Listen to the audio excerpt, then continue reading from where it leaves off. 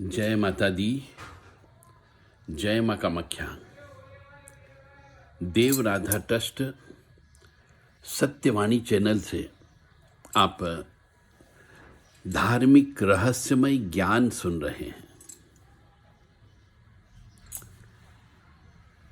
मनुष्य के जीवन में हमेशा कोई न कोई कष्ट आता ही रहता है और यह कष्ट उसके पिछले जन्म के कर्म, जो पाप कर्म के लीजिए, अच्छे बुरे कर्म के लीजिए, उसकी वजह से उनको कष्ट की प्राप्ति होती है।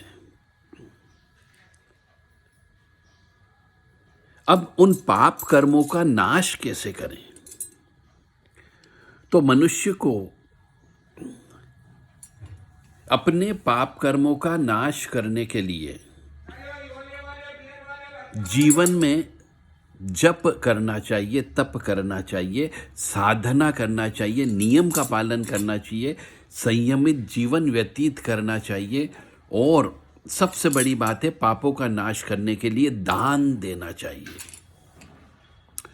और यदि मनुष्य दान नहीं देता है किसी भी वजह से, चाहे उसका परिवार बड़ा होने की वजह से, कमाई कम होने की वजह से, लाभ कम होने की वजह से, तो वो पापों का नाश नहीं होता है और उसे जीवन में कष्ट की प्राप्ति होती है। तो मनुष्य को यदि सुखी रहना है तो अपने जीवन में जितना पैसा कमाता है उसका 5% हिस्सा दान देना चाहिए।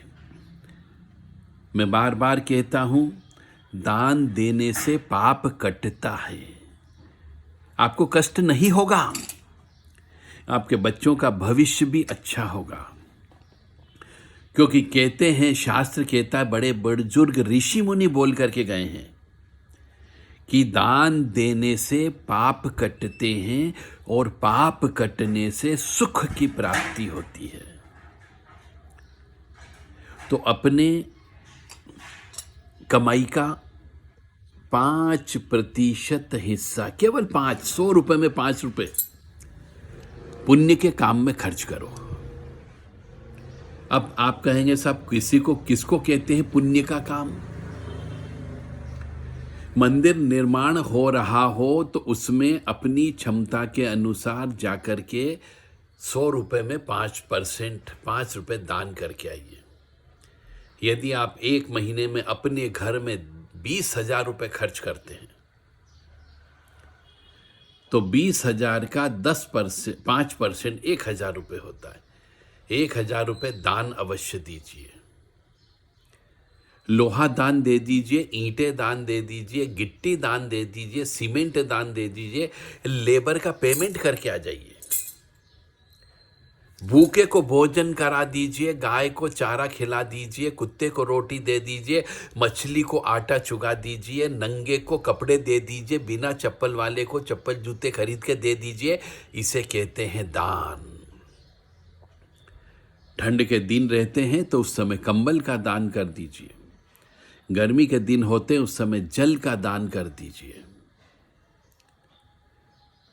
बस इसी से आपका पुण्य बढ़ेगा। जितना पुण्य बढ़ेगा उतना आपको सुख की प्राप्ति होगी।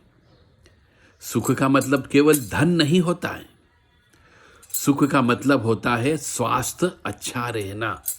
सुख का मतलब होता है घर में अशांति नहीं होना।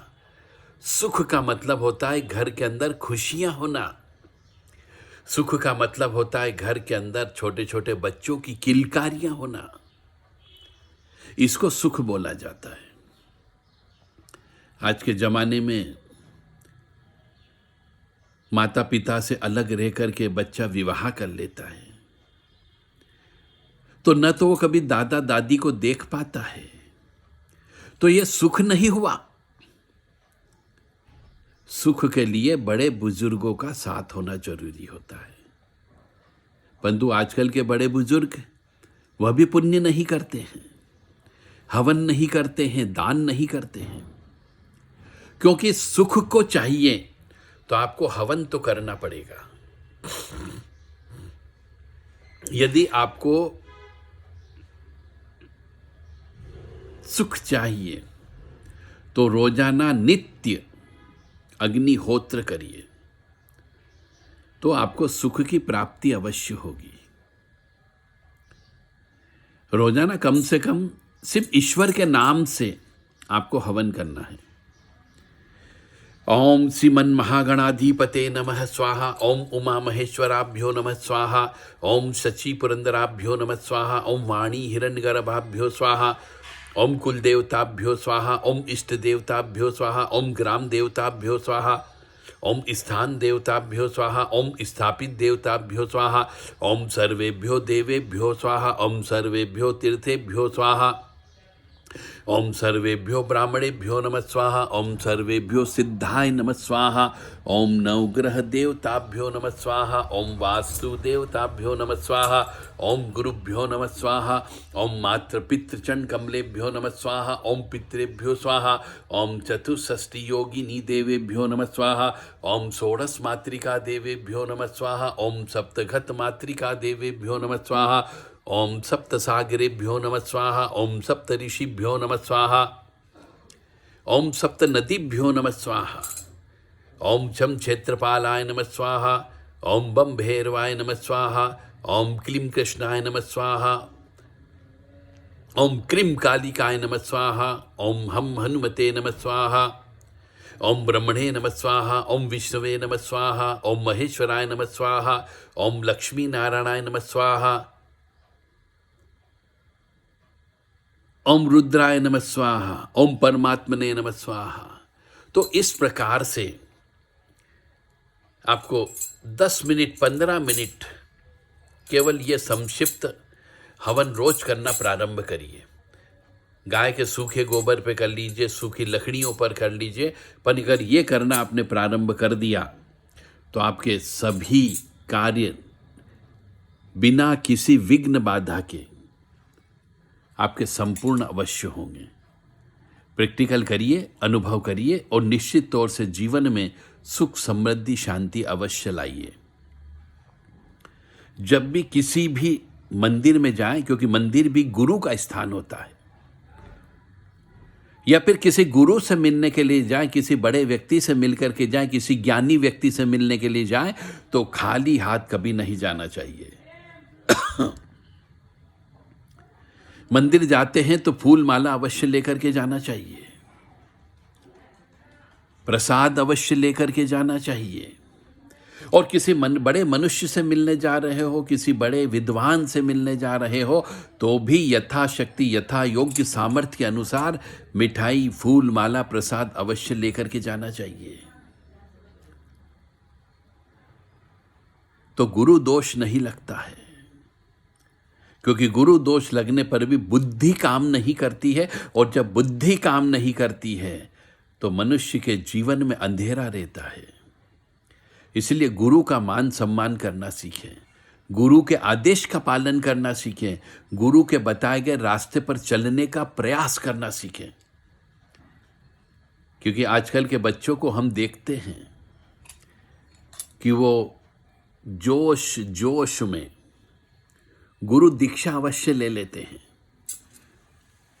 गुरु अवश्य बना लेते हैं, परंतु गुरु के आदेश का पालन नहीं करते हैं,